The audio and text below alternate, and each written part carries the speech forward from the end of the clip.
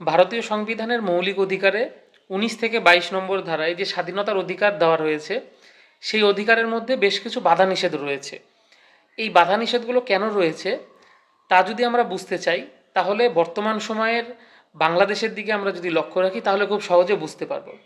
বর্তমানে বাংলাদেশে অবাধ স্বাধীনতা রয়েছে, যেখানে এখনও অবধি তাদের উপদেষ্টা সরকারের সেইভাবে বাংলাদেশের জনজীবনের উপরে নিয়ন্ত্রণ স্থাপন হয়নি। ফলে সবাই নিজের স্বাধীনতাকে বা নিজের যে কর্মকাণ্ড সেটিকে স্বাধীন কর্মকাণ্ড বলে তারা জাহির করছেন এবং নিজেদের ইচ্ছা অনুসারে কাজ করছেন, যার ফলে অন্য মানুষের স্বাধীনতায় হস্তক্ষেপ হচ্ছে বা বিশৃঙ্খলা দেখা দিচ্ছে।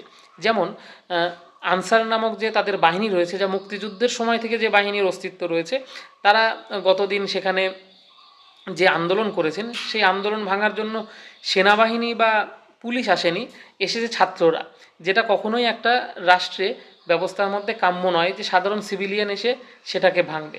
আবার যদি আমরা দেখি যে ঢাকায় প্যাডেল চালিত যারা রিক্সা চালক, সেই রিক্সা চালকেরা আন্দোলন করছেন কিসের বিরুদ্ধে? ব্যাটারি চালিত রিক্সার বিরুদ্ধে। আবার সেই আন্দোলনের কথা শুনে ব্যাটারি চালিত যারা রিক্সা চালক আছে তারাও অপোজিটে আন্দোলন করছেন, মাঝখানে প্রশাসনের কোনো নিয়ন্ত্রণ নেই। আবার যদি দেখি আমরা সেখানে গাজা নামক একটি টায়ার কারখানাতে, সেখানে হঠাৎ মানুষরা জানতে পারছেন যে সেই গাজার যে টায়ার কারখানা, সেই কারখানাতে লুট হচ্ছে এবং কিছুক্ষণ পর দেখা যাচ্ছে সেখানে আগুন ধরে আছে। প্রায় 160 জনের মতন লোকের কোনো খোঁজ পাওয়া যাচ্ছে না যে তারা কোথায়, তারা আদৌ বেঁচে আছেন না দগ্ধ হয়ে মারা গেছেন সেই জায়গাটাতে, তারা নিরুদ্দেশ হয়ে আছেন। বা তাদের যে গ্রামীণ বিদ্যুৎ পরিষেবা প্রদানকারী যারা রয়েছেন, তারা হঠাৎ করে 72 ঘন্টার ইন্টিমেশন দিচ্ছেন, দিয়ে হরতালে যাওয়ার ঘোষণা করছেন।